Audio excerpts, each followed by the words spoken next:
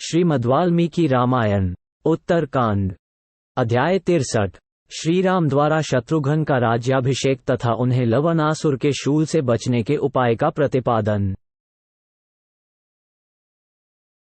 श्री रामचंद्र जी के ऐसा कहने पर बल विक्रम से संपन्न शत्रुघ्न बड़े लज्जित हुए और धीरे धीरे बोले, ककुत्स्थ कुलभूषण नरेश्वर, इस अभिषेक को स्वीकार करने में तो मुझे अधर्म जान पड़ता है। भला बड़े भाइयों के रहते हुए छोटे का अभिषेक कैसे किया जा सकता है? तथापि पुरुष प्रवर महाभाग, आपकी आज्ञा का पालन तो मुझे अवश्य करना ही चाहिए। आपका शासन किसी के लिए भी दुर्लंघ्य है। वीर, मैंने आपसे तथा वेदवाक्यों से भी यह बात सुनी है। वास्तव में मझले भैया के प्रतिज्ञा कर लेने पर मुझे कुछ नहीं बोलना चाहिए था। मेरे मुंह से ये बड़े ही अनुचित शब्द निकल गए कि मैं लवण को मारूंगा।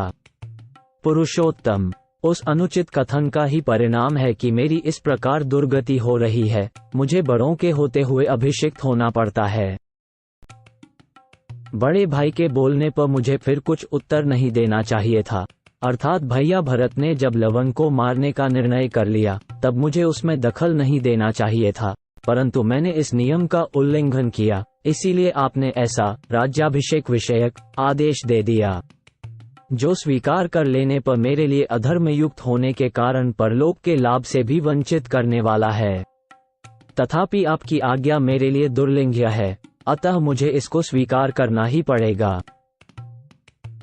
काकुत्स्थ, अब आपकी जो आज्ञा हो चुकी उसके विरुद्ध मैं दूसरा कोई उत्तर नहीं दूंगा।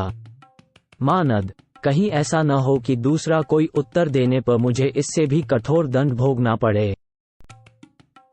राजन, पुरुष प्रवर रघुनंदन, मैं आपकी इच्छा के अनुसार ही कार्य करूंगा, किंतु इसमें मेरे लिए जो अधर्म प्राप्त होता हो उसका नाश आप करें।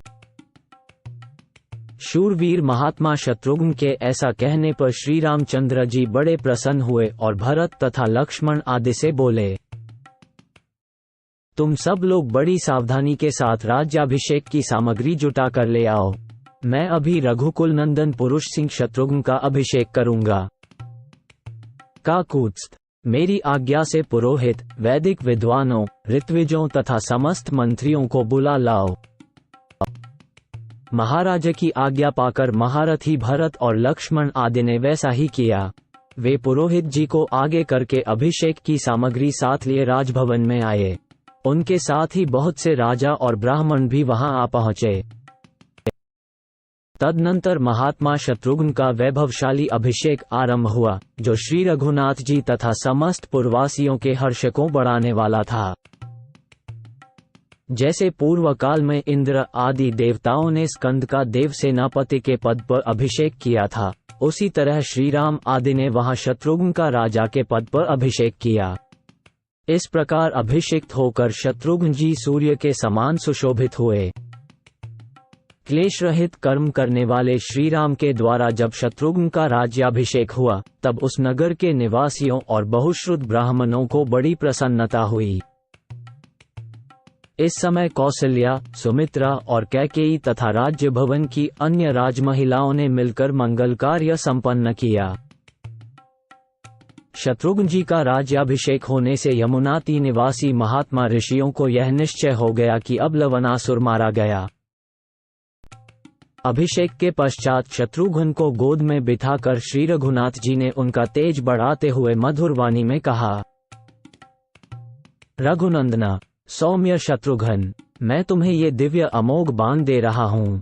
तुम इसके द्वारा लवणासुर को अवश्य मार डालोगे।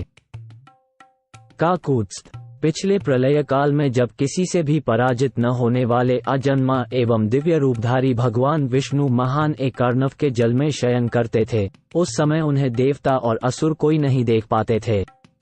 वे संपूर्ण भूतों के लिए अदृश्य थे।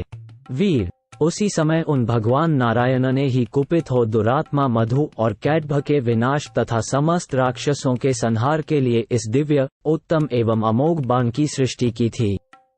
उस समय वे तीनों लोकों की सृष्टि करना चाहते थे और मधु, कैटभ तथा अन्य सब राक्षस उसमें विघ्न उपस्थित कर रहे थे। अतः भगवान ने इसी बाण से मधु और कैटभ दोनों को युद्ध में मारा था। इस मुख्य बाण से मधु और कैटभ दोनों को मारकर भगवान ने जीवों के कर्मफल भोग की सिद्धि के लिए विभिन्न लोकों की रचना की। 20-23 शत्रुघ्न, पहले मैंने रावण का वध करने के लिए भी इस बाण का प्रयोग नहीं किया था, क्योंकि इसके द्वारा बहुत से प्राणियों के नष्ट हो जाने की आशंका थी।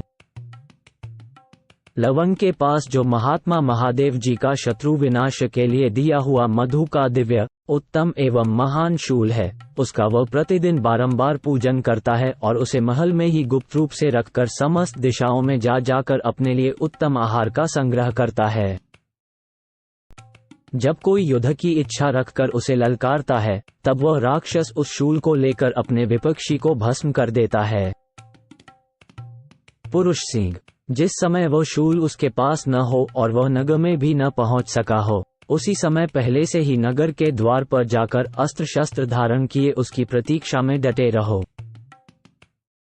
महाबाहु पुरुषोत्तम, यदि उस राक्षस को महल में घुसने से पहले ही तुम युद्ध के लिए ललकारोगे, तब अवश्य उसका वध कर सकोगे।